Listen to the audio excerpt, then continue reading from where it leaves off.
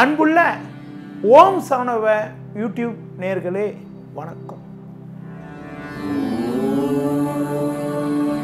ரிஷபராசி நேயர்களே, வருகின்ற விகாரி வருடம் தமிழ் புத்தாண்டு உங்களுக்கு எப்படி இருக்கும் என பார்க்கின்ற பொழுது 14/4/2019 முதல் 13/4/2020 வரை உள்ள இந்த விகாரி வருடமானது உங்களுக்கு கிரக ரீதியாக எப்படி இருக்கும் என பார்க்கின்ற பொழுது உங்கள் ராசிக்கு சமசப்தமஸ்தானம் சொல்லக்கூடிய 7ஆம் வீட்டில் தனக்காரகன் ஆண்டுக்கோள் என வர்ணிக்கப்படக்கூடிய குரு பகவான் இந்த ஆண்டு தொடக்கத்தில் இந்த ஆண்டு முற்பாதியில் சஞ்சரிக்கிறார்.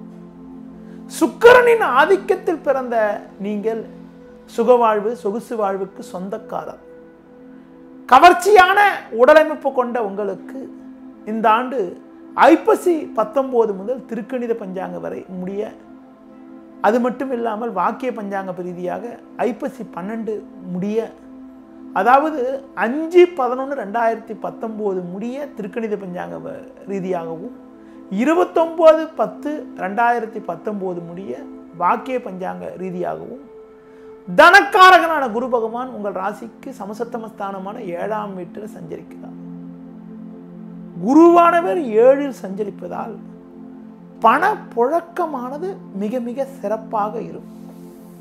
குடும்பத்தில் பொருளாதார நிலை அற்புதமாக இருக்கும்.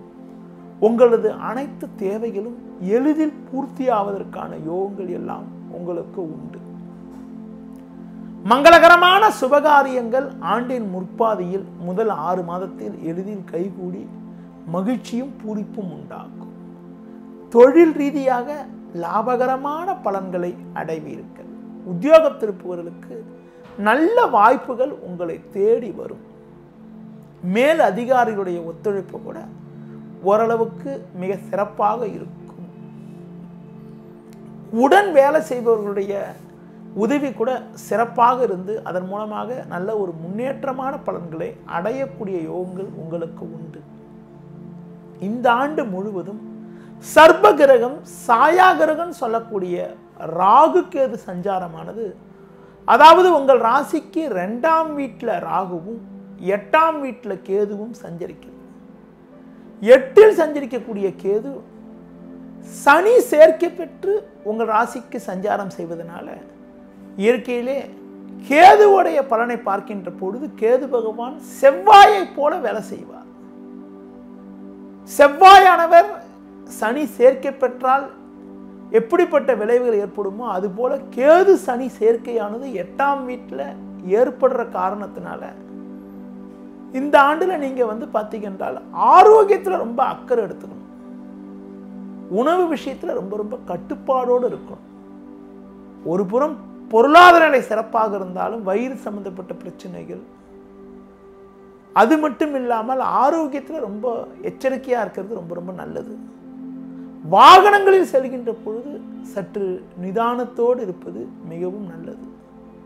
2இல் ராகு 8இல் கேது என்ற காரணத்தினால பேச்சை எவ்வளவுக்கு எவ்வளோ குறைக்கிறீர்களோ அவ்வளவுக்கு எவ்வளோ நல்லது.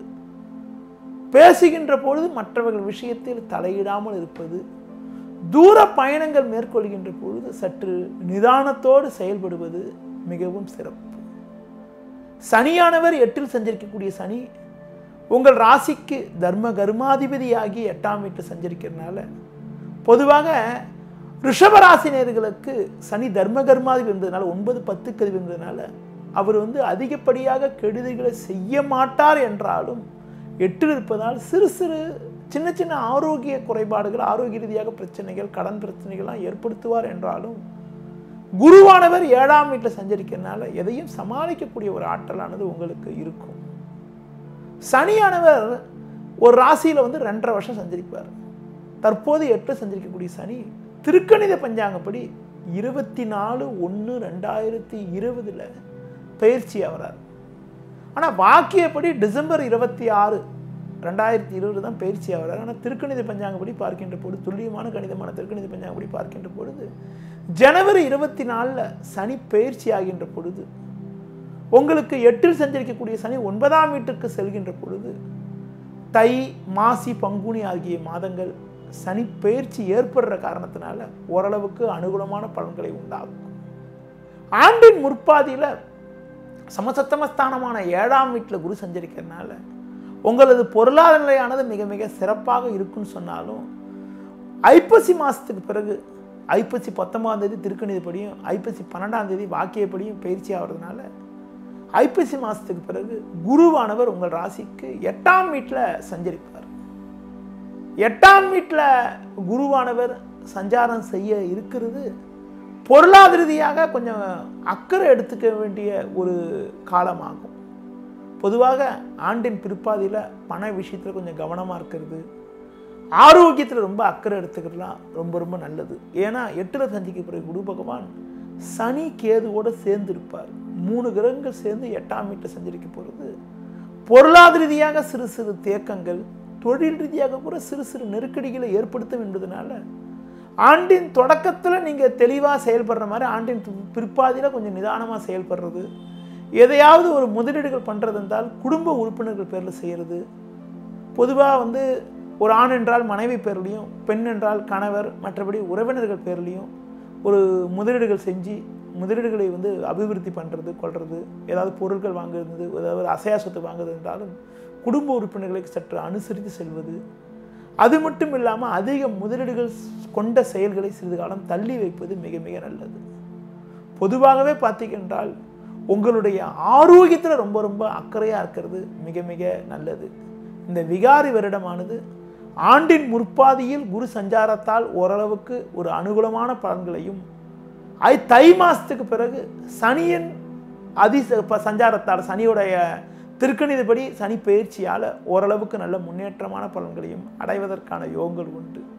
இந்த ஆண்டில் 8ஆம் வீட்டில் கேது சஞ்சரிக்கிறதுனால விநாயகர் வழிபாடு மேற்கொள்வது, ஆஞ்சநேயர் வழிபாடு மேற்கொள்வது, சனி பகவானுக்கு பிரீத்தியாக சனி ஸ்தலங்களுக்கு சனிக்கிழமைகளில் சென்று எல் தீபம் ஏற்றுவது, உடல் ஊனமுற்றவர்களுக்கு உங்களால் முடிந்த உதவிகளை செய்வது, முடிந்தால் ஒரு முறை திருநள்ளார் சென்று வருவது நல்லது.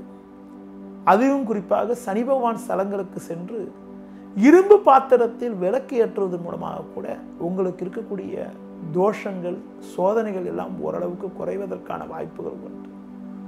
முழுமுதற் கடவுளான விநாயகரை வழிபடுவது மூலமாக கேதுவால் ஏற்படக்கூடிய பாதிப்புகள், சனியால் ஏற்படக்கூடிய பாதிப்புகள் எல்லாம் கூட பெருமளவு குறைந்து நல்ல ஒரு அனுகூலமான பலன்கள் உண்டாகும். அம்மன் வழிபாடு, துர்க்கை வழிபாடு மேற்கொள்வது கூட குடும்ப ஒற்றுமையை மேலோங்க வைக்கும். நேயர்களே, இதுவரை விகாரி வருடத்திற்கான ரிஷபராசிக்கான பலன்களை கூறினேன். நன்றி, வணக்கம்.